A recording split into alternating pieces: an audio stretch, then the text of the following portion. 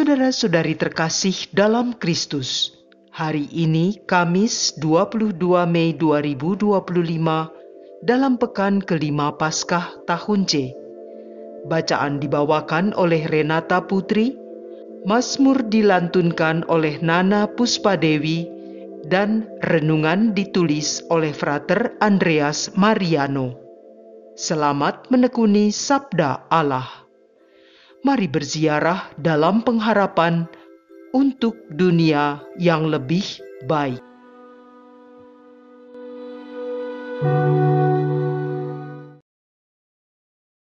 Dalam nama Bapa dan Putra dan Roh Kudus. Amin. Tuhan Yesus, Engkaulah Sabda yang hidup, yang datang ke dunia untuk menyelamatkan kami. Pada saat ini kami membuka hati dan budi kami untuk merenungkan sabda-Mu. Curahkanlah Roh Kudus-Mu atas kami, agar kami mampu memahami sabda kasih-Mu dan melaksanakannya dalam hidup sehari-hari. Ajarilah kami untuk tinggal dalam kasih-Mu, bagaimana Engkau tinggal dalam kasih Bapa, dan tuntunlah kami untuk menjadi murid-murid-Mu yang rendah hati, terbuka dan penuh belas kasih kepada siapapun.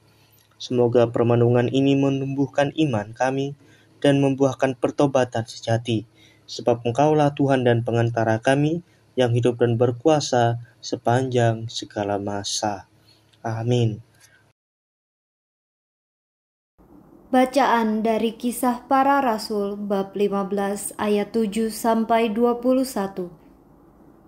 Para rasul dan penatua-penatua jemaat di Yerusalem bersidang membicarakan soal sunat. Sesudah beberapa waktu lamanya berlangsung tukar pikiran, berdirilah Petrus dan berkata kepada para rasul serta penatua-penatua, "Saudara-saudara, kamu tahu bahwa sejak semula Allah telah memilih aku di antara kamu, supaya dengan perantaraan mulutku, bangsa-bangsa lain mendengar berita Injil dan menjadi percaya. Dan Allah yang mengenal hati manusia telah menyatakan kehendaknya untuk menerima mereka, sebab Ia mengaruniakan Roh Kudus juga kepada mereka, sama seperti kepada kita. Allah sama sekali tidak mengadakan perbedaan antara kita dengan mereka, sesudah Ia menyucikan hati mereka oleh iman. Kalau demikian, mengapa kamu mencobai Allah dengan meletakkan pada tengkuk murid-murid itu suatu kuk yang tidak dapat dipikul, baik oleh nenek moyang kita maupun oleh kita sendiri? Sebaliknya, kita percaya bahwa oleh kasih karunia Tuhan Yesus Kristus, kita akan beroleh keselamatan sama seperti mereka juga." Maka diamlah seluruh umat itu. Lalu mereka mendengarkan Paulus dan Barnabas menceritakan segala tanda dan mukjizat yang dilakukan Allah dengan perantaraan mereka di tengah-tengah bangsa lain. Setelah Paulus dan Barnabas selesai berbicara, berkatalah Yakobus, "Saudara-saudara, dengarkanlah aku. Simon telah menceritakan bahwa sejak semula Allah menunjukkan rahmat-Nya kepada bangsa-bangsa lain, yaitu dengan memilih suatu umat dari antara mereka bagi namanya. Hal itu sesuai dengan ucapan-ucapan para nabi seperti yang tertulis, 'Aku akan kembali dan membangunkan kembali pondok Daud yang telah roboh. Reruntuhannya akan kubangun kembali dan akan kuteguhkan, supaya semua orang lain mencari Tuhan, juga segala bangsa yang tidak mengenal Allah, yang kusebut milikku.' Demikianlah firman Tuhan yang melakukan semuanya, yang telah diketahui dari sejak semula ini. Sebab itu, aku berpendapat bahwa kita tidak boleh menimbulkan kesulitan bagi mereka yang dari bangsa-bangsa lain yang berbalik kepada Allah.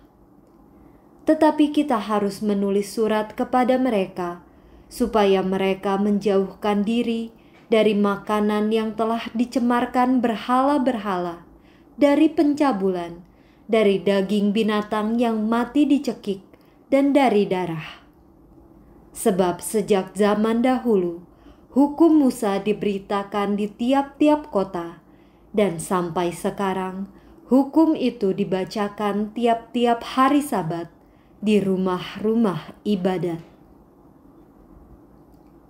Demikianlah sabda Tuhan.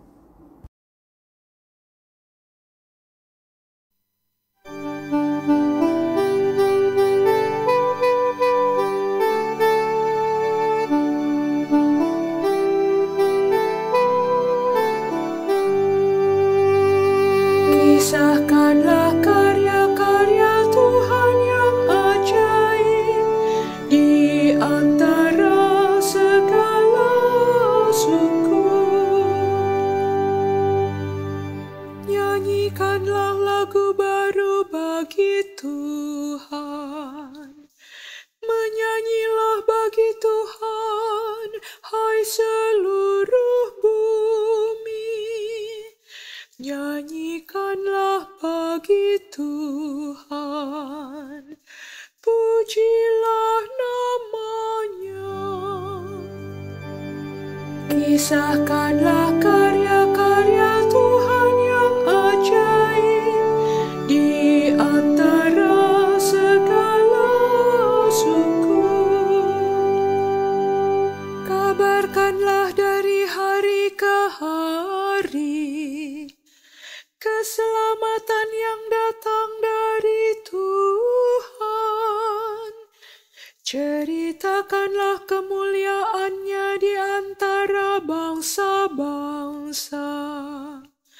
Kisahkanlah karya-karyanya yang ajaib di antara segala suku.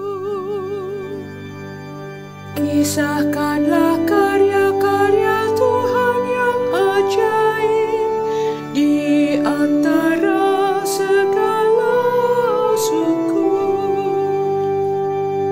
Katakanlah di antara bangsa-bangsa, Tuhan itu Raja. Dunia ditegakkannya tidak akan goyah. Ia akan mengadili bangsa-bangsa dalam kebenaran. Kisahkanlah karya-karya Tuhan yang ajaib di antara segala suku.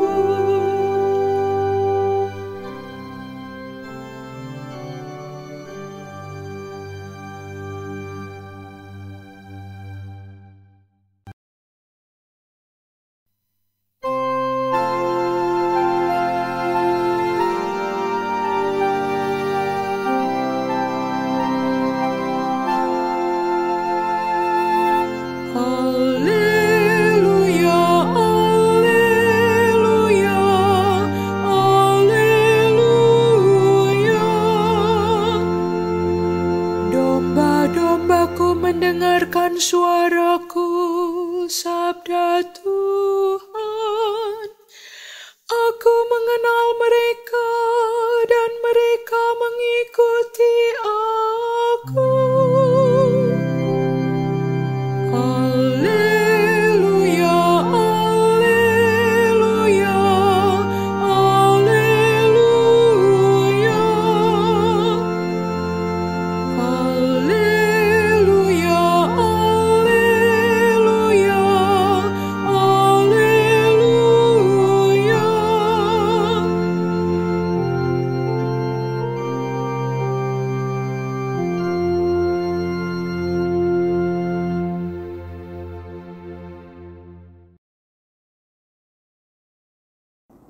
Inilah Injil suci menurut Yohanes, bab 15 ayat 9 sampai 11. Dalam amanat perpisahannya, Yesus berkata kepada murid-muridnya, "Seperti Bapa telah mengasihi aku, demikianlah juga aku telah mengasihi kamu. Tinggallah di dalam kasih-Ku itu. Jikalau kamu menuruti perintah-Ku, kamu akan tinggal di dalam kasih-Ku, seperti Aku menuruti perintah Bapa-Ku dan tinggal di dalam kasih-Nya. Semuanya ini Kukatakan kepadamu, supaya sukacita-Ku ada di dalam kamu dan sukacitamu menjadi penuh. Demikianlah sabda Tuhan.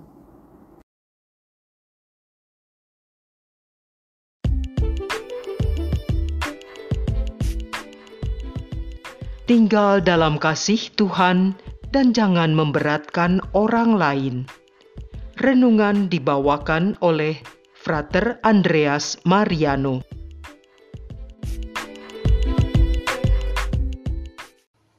Bapak, Ibu, dan saudara-saudari yang terkasih dalam Kristus. Bacaan hari ini mengajak kita merenungkan tentang kasih Tuhan yang terbuka untuk semua orang. Dalam bacaan pertama kita mendengar bagaimana Rasul Petrus berbicara di hadapan jemaat. Ia mengingatkan bahwa Tuhan telah memilih dia untuk mewartakan kabar gembira kepada orang-orang yang bukan Yahudi, yaitu orang dari bangsa lain. Mereka juga percaya bahwa Yesus dan menerima Roh Kudus, sama seperti orang-orang Yahudi yang sudah lebih dulu percaya. Artinya Tuhan tidak membeda-bedakan siapapun. Semua orang yang percaya kepadanya Tuhan kasihi dan selamatkan. Petrus bahkan menegur orang-orang yang ingin mempersulit orang-orang baru yang mau mengikuti Tuhan. Mereka ingin memaksa para murid dari bangsa lain untuk menaati hukum-hukum lama yang berat, dan bahkan orang Yahudi sendiri susah melaksanakannya.